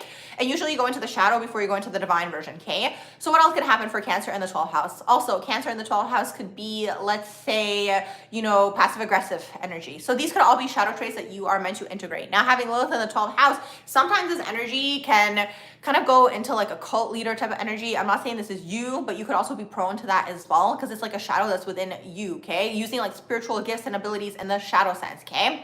So that's another thing that I wanted to mention earlier in the live as well, when we were talking about like, you know, intuition in terms of survival. So sometimes you have people who are in the shadow energy, okay, of themselves, and they're in survival mode, and whatever, certain things may have taken place in their life that they're just like in the darker aspects of the self, like more fragmented. They could still be intuitive, but they could be using their intuition in a shadow sense, right? Where it's like manipulating people, you know, trying to target people's weaknesses for control, like these types of things, right? So that's that Lilith in the 12th house. You have psychic gifts and abilities that could be used in a shadow sense. Now, I'm not saying this is you, that's just how Lilith in the 12th house could operate, okay? So that's the overall idea.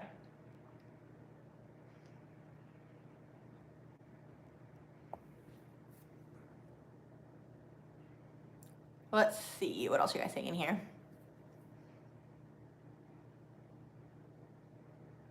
You said that happened to you. Oh my gosh, we're literally all on the same page. You went out to eat and it bothered you, and you showed exactly. That's another thing that's happening too, because it's so interesting. I also always had a theory. This is another wild theory that I had, but I also always had a theory that we eat too much as a society, and they made it into like a socializing thing. So it's like when you're socializing with people, let's go out to eat, let's get food, let's get dinner, you know? So it's like a social activity. So it's kind of like connected to socializing, eating, but I feel like we eat too much as a society overall.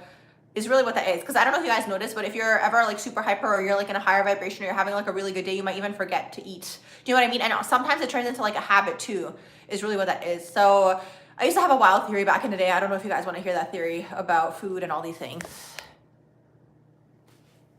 Okay, good. I'm glad that that resonated. Yes, I do prefer Placidus over whole sign. What are you referring to though, Sheeta? Because you said, is that why I prefer Placidus over whole sign? For what reason? You said you don't really eat as much. Maybe that's a subconscious sign. Yeah, usually like you're just in a higher frequency is really what that is. You said there's a joke on, again, allegedly, in my own opinion, is really, really what it is. Because it's like when you're in the higher dimensions, you're not eating.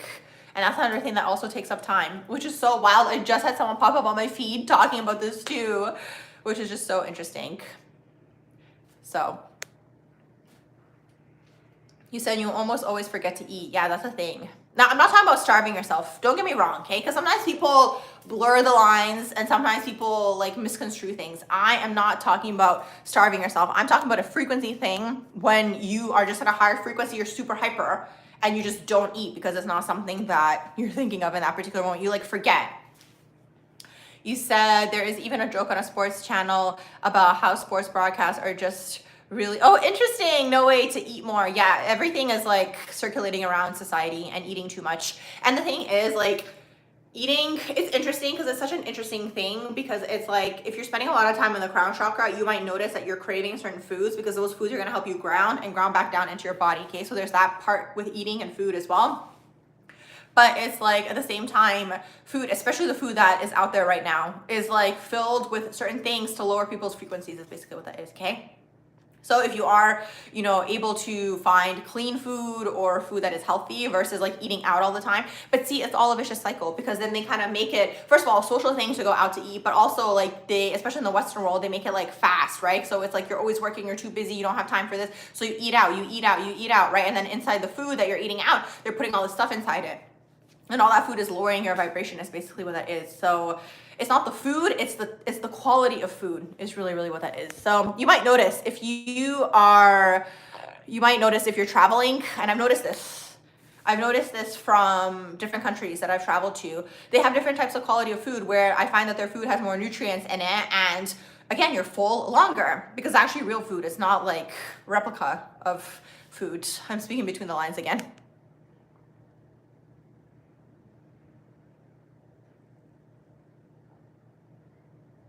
You said your uncle always told you from a young age that your crown chakra was strong. Wow, okay, so he's super, super psychic. And he always told you how to protect it. And see, that's what we should be teaching the young people, okay? Or like people who are growing up. Teaching them energetic and spiritual protection so they are actually equipped to work and deal in this, you know, world is basically what it is. Yeah, concerned. Oh my gosh, so true. Oh my gosh, yeah, there's that whole aspect of it too. Because it's like you can literally taste energy within food. I almost never eat something that somebody else gives me because I don't trust it. I'll take it. I'll be like, thanks. And then I just won't eat it is basically what that is, because I don't trust it, because you don't know what people are doing. People can put spells in there. People can put their energy in there. Like, you'll taste people's energy is basically what that is. If they made it with hate, or even the opposite, like, you know, when someone really loves to cook, like, it'll taste better, for example. He said he's very spiritual. Oh, that's so good. Oh my gosh, yes, Michaela, I have a vague memory of that. Yeah, see, your body rejects it is basically what it is. And see, it's something that you have to experience on your own to believe it. Do you know what I mean? All of these spiritual things, you have to experience it to see, and you have to be in tune with yourself to be like, okay, this is basically what's happening here energetically. Yeah, when somebody made it for you, you said, yes, exactly. It's such a thing. Okay, James, you said, ever heard of Chiron being a bridge between Saturn to Uranus, Neptune, and Pluto? That's really interesting, because I've had a lot of insights to do either like another Chiron series, because I think I have one on here, but it's from like so long ago, or more information on Chiron. So that's really interesting. I haven't heard of that. I just screenshotted it. So I will read about it or learn about it more. But it's interesting. I've never heard about that before. It being a bridge to Saturn, to Uranus, Neptune, and Pluto. If you're in the room, let me know what you know about that.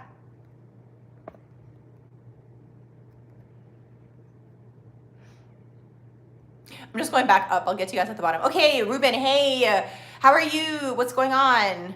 Oh, I'm so glad that you enjoyed the progressed natal chart. Yay. I am so happy that it resonated with you. Yes, you guys, if you want your own natal chart reading, progressed natal chart reading, synastry reading, you guys can always send me an email. It's going to be in the description box below. You go on my website under the readings tab, and then select the reading. An email window should pop up. You send me an email and we'll go from there, basically.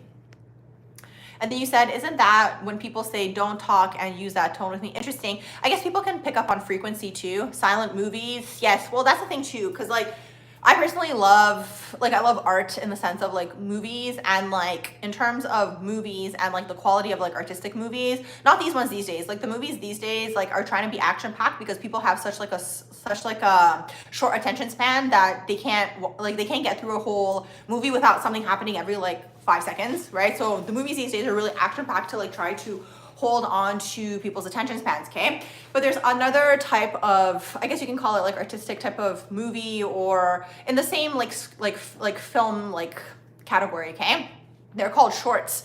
And it's interesting because the shorts are usually, are they called shorts, or am I now confusing this with like actual shorts on here? But regardless, they are shorter types of movies, okay, where it's like, it can be, I don't know, 15 minutes, 5 minutes, like it's however long you want it to be. It's not like a full-blown 2-hour movie, but it's like the whole point of these movies is to try to make an impact, right, in a small period of time. And a lot of them don't actually use speaking, which I find really, really interesting. I watched a really, really good one. So it's like you as the audience member are kind of left there to come to your own conclusion, what it's all about. And that's, I think, what art actually is, okay?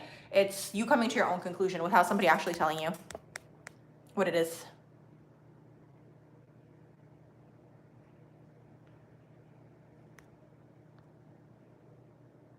You're in your Chiron return.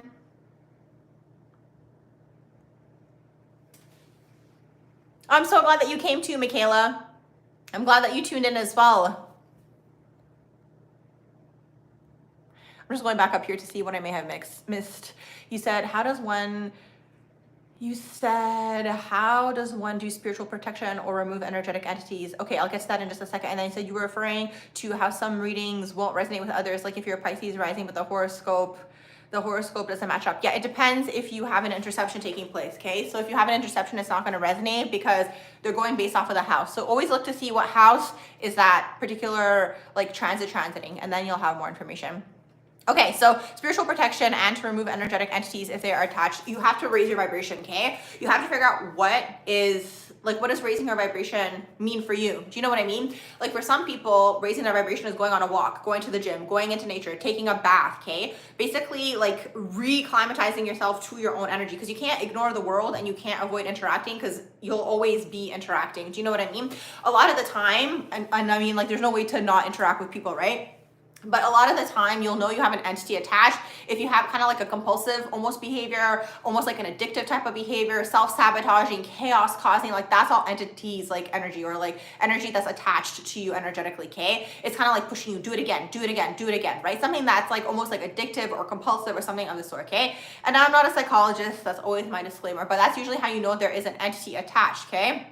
You can also see entities coming in and out of people. Like if you're observing a person, you can see when someone is unhealed and fragmented, they have the divine version of themselves. And then when they get triggered, if they haven't learned how to work with that trigger, the entity comes through, right? So this is why you need to have discernment when you're dealing with people, because it's like sometimes their entity can be trying to come at you. Do you know what I mean? Because it's like you'll notice, for example, like someone, like people are usually used as vessels, especially people who are fragmented and like in the lower vibrations, and like people who haven't integrated their higher self with their earthly self, I guess you can say, right? So you'll notice, because if that person tries to attach themselves to you, somehow they'll be able to hook into maybe a trigger that you have, and then like they'll poke at your trigger, right? Or they'll poke at your wound. That's an entity coming from that person at you, right? So it's like the entity, the way that I see it is like little mosquitoes. This is kind of how I see it, like a little mosquito on the astral plane, like trying to poke at you, okay? And this is why you have to learn your own wounds and your triggers and your soft spots, like whatever way, shape, or form you want to look at it, because that's what they're trying to hook into energetically. So a lot of the time it comes through a person, but sometimes you have your own entities, don't get me wrong, okay? If you're, again, going into this compulsive behavior, self-sabotage, chaos causing, usually these darker energies, and it's interesting because religious scriptures, the theological texts, have spoken about this too in their own words, okay? They have spoken about the whole concept of like, you know, people trying to come at you energetically, or trying to cause chaos, or trying to separate you from your loved ones. That's a big one, okay? That's how you'll know it's also a dark entity, if it's trying to get you into isolation and away from your dark ones, okay? Oh my gosh, so interesting I said away from your dark ones.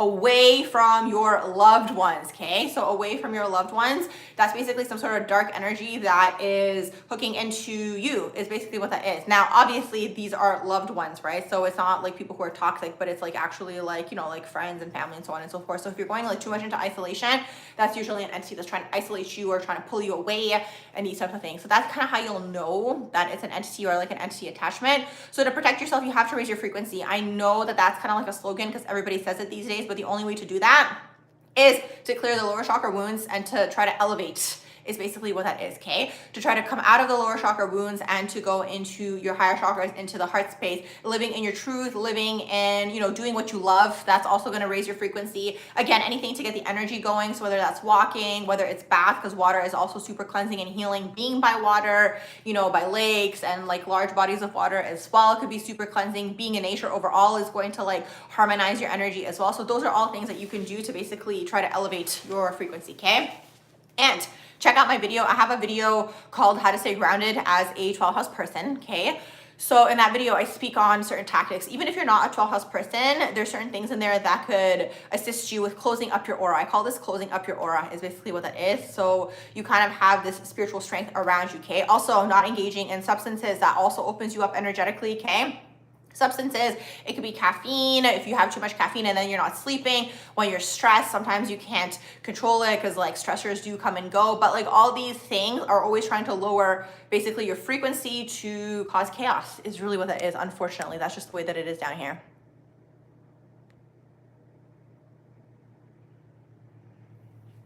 You said, how do you 12 housers stop triggering others into projecting onto you? You can't, unfortunately. You can't do that.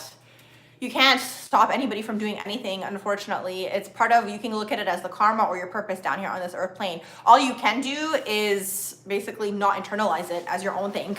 You know what I mean? Or like think that you did something. There's nothing that you do, because it's like the 12th house is a healing energy and you're always having people project onto you. That's why the 12th house person struggles with their sense of self and their identity, especially if you have like a 12th house sun, for example.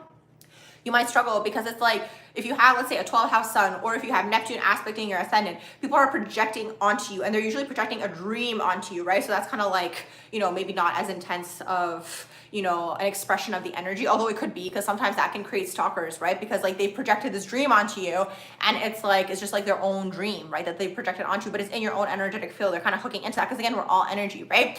So that's part of like the 12th house person's, again, path. You can even look at, right?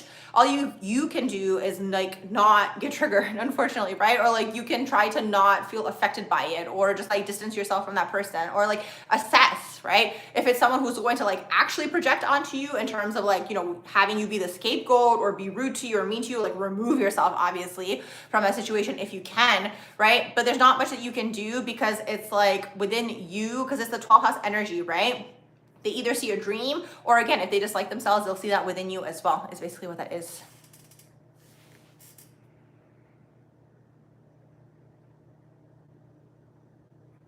I was wondering, concerned, there was a period of time where I had the chat replay, but I don't know, I noticed recently that it doesn't pop up. I'd have to go in the settings and see what's going on.